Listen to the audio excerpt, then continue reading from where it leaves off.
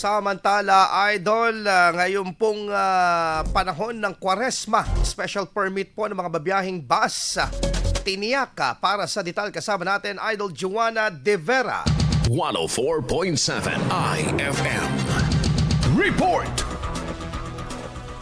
Tiniyak ng Land Transportation Franchising and Regulatory Board na nadagdagan ng bilang ng mga provincial bus na babiyahe ngayong Semana Santa. Ito ay kasunod ng higit 1,000 special permits na inisyu ng tanggapan sa mga bus companies upang matugunan ang inaasahang pagdagsa ng mga pasahero. Sa Dagupan City, nanindigan si Terminal Master Robert Silvestre na tuloy-tuloy ang magiging biyahe ng kanilang mga bus upang hindi magkumpulan sa terminal.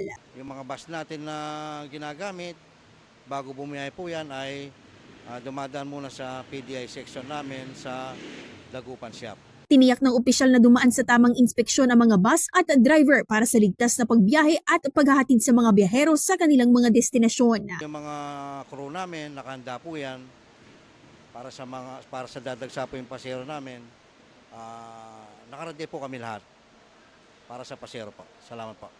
Sapat rin umano ang mga babiyahing bus at masusing sinusuri kung nasa maayos na kondisyon bago bumiyahe. Sa ngayon, normal pa rin umano ang bilang ng mga nagsisidatingang biyahero, ngunit nakahanda na umano ang tanggapan sa dagsa nito sa mga susunod na araw. Kaugnay nito, epektibo ang special permit mula sa LTFRB simula noong April 11 hanggang April 27. Kasama mula dito sa IFM Dagupan, ito si Idol Joanna De Vera, Tatak IFM.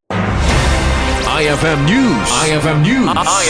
IFM News.